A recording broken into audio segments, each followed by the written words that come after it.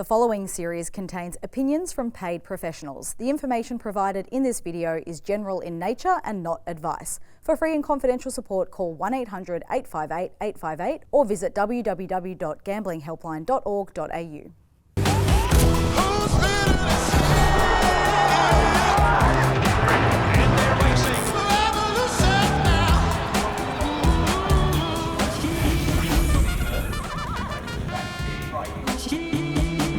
Hello and welcome to another episode of Grace and Gator's Cup Countdown, and boy oh boy have we got some news to discuss off the top of the show. The Cup favourite throughout betting for the last few months, Gator, Jan Bruegel, he's out of the race. He is, and it opens the door, if the door wasn't already open, for some horses coming through who have put in some brilliant performances leading in. We've spoken about it at length, haven't we, that this race, you tend to have to put up a massive run leading into it. This year, I just wonder if things will change a bit. I think that is spot on because, you know, we've been doing this and talking about it each and every Tuesday, and it's at this pointy end now, 7 days out from the great race, that we're even seeing, the favourite for the 3,200 metre feature not going to take his place due to vet protocols and not being able to pass that and, getting the tick of approval from Racing Victoria Vet. So it's unbelievable, to be honest, that we're in this situation. A few horses have been flying under the radar. We'll speak about them, but plenty of horses that are coming through races last Saturday. Yep. Do they or don't they? Well, we know that Kovalica out of the Cox Plate is one that will be. Via Sistina is the other big talking point, of course. Yeah, groundswell of support for Kovalica, who's going to wear blinkers for the first time in the great race. He's always looked a star, hasn't he? So there's a few nibbles around him and a few others out of the Moonee Valley Cup that head that way. So we'll see how things play out. We're running out of time, though. I know. So we'll dissect those races shortly. But in terms of some other newsy elements, Point King, we also know is a horse that won't be taking his place. We've got some jockey bookings, Jamie Carr to ride, Akita Sushi, Rachel King to ride the map, and Gay Waterhouse was at her brilliant best at Breakfast with the Best on Tuesday morning, and she's only going to have the one representative in the race, and that's just fine. And this is a horse that, he's not really flying at the moment, but he scrapes into the field, and obviously Gay's happy to send him around. She'll need to be a wizard, I think, to get just fine. I've got echoes of Sunshine Sally just leading the post for the first time. Yeah. But look, she is a genius, so give it strength. It won't be my numbers, though, spoiler alert. Well, given the eventful morning that we've had so far, the market has really had some changes in the last couple of hours. So Tim Ryan, he's scrambling. He's aborted mission on today's show, but that's absolutely expected. We've got Buckaroo now at the $5 favourite. Close in behind, Vauban at $6, One Smooth Operator at $6. Absurd is there at $11. Interpretation is one we'll touch on shortly. He's there at $11 too, and $15 for Kovalica. So that's the way the current market is shaping up at this point in time. One Smooth Operator, let's take a look at what he did winning the Geelong Cup last Wednesday. This was his first run off, out of quarantine, off the plane. What did you make of this performance? Look, he was terrific. He was able to sustain a gallop and win decisively. He had horses like Birdman beaten out of sight in that race. So look, the strength was there. He's not a spring chicken, but he's only had the 5 wins, hasn't he? What is it, 37 starts? So he doesn't fit most of the profile. What he does fit is the main box. He comes off a terrific last start performance. Yep, he sure does. And he's obviously travelled out here in great order. That's why he's put up a great run, an eye-catching run. Yep. Was there anything in behind him in the Geelong Cup that you would be looking at?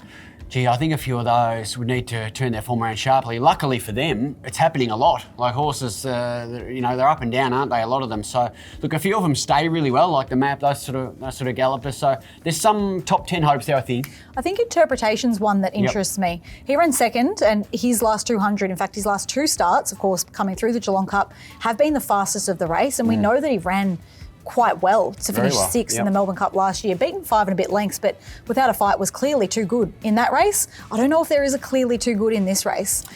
It's a fair call. I mean, he wasn't far off Absurd, who's in the race this year, beat Vauban out of sight. So, you can make a good case there. Interpretation and One Smooth Operator, probably the two we're looking at out of the Geelong Cup. Now, on Friday night, we saw the Moonee Valley Gold Cup, and this race was won by Akita Sushi. Again, is this a real Melbourne Cup indicator, do you think? Well, I mean, he won quite well. He had the perfect run. He was solid. He beat Francesco Guardi clearly, and St George, who were highly rated. We know Francesco Guardi looked like Farlap winning that race a couple of years ago. He's not the same horse, but this guy's doing a job. The problem for him is he was beaten a long way in a Caulfield Cup, so it's hard to put him ahead of horses like Buckaroo for mine, but I mean, he's fit, he's in form, and he fits a good profile. He ran a good race last start. Now we move to what we saw on Saturday, which was just an unbelievable performance by the winner in the Cox Plate, Via Sistina. But Kovalica, we knew that he was, obviously Chris Waller was quite clear in saying he's going to be out the back and he's going to be doing his best work late. Did you think that run caught your eye from a Melbourne Cup perspective? Yeah, look, he's not off my radar, let's put it that way. I like the blinkers going on for this stable into a grand final. He's looked a stayer from day dot, so, you know, they tried him over the shorter trips and he wasn't winning. You know, he isn't quickening. So I think he'll run the trip. It's just a matter of whether he does it fast enough, to quote Cummings. That's a great quote. But, you know, Chris Waller, I mean, he's having an unbelievable spring racing carnival in terms of his successes. So if Chris has got the circle around this race for this horse, he'll be there in prime order. That's Kovalica out of the Cox Plate going towards Melbourne Cup.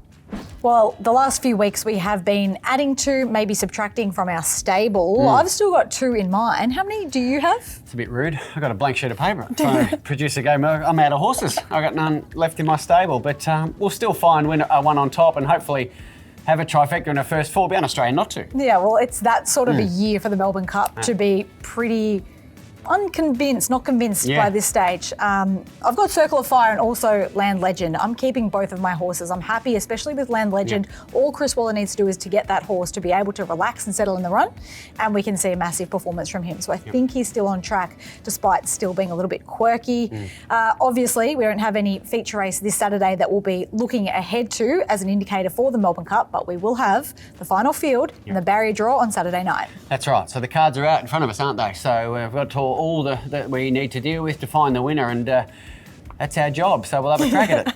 So I've got a question for you, Gator. Okay.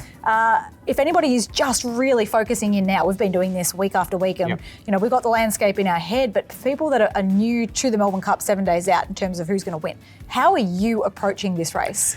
Yeah, so I think the landscape's changed in our greatest race in the last decade. As I've been saying all the way through for 7 weeks, you've got to come off a big run. I don't think you can come off an average run and win our greatest race. A couple of decades ago, you could if you lightly weighted stayer. So for me, the profiles are just those horses. Buckaroo, enormous in a Caulfield Cup. I thought it was the run of the month till Via Sistina turned into Far Lap last week. And Absurd comes off a terrific win at home, even Vauban. So they're the horses right at the top of my radar without going through it forensically yet. That's great advice. Make sure you listen into that, do your own homework, and we'll catch you on Monday for the final edition, the Cup Eve edition of Grace and Gator's Cup Countdown.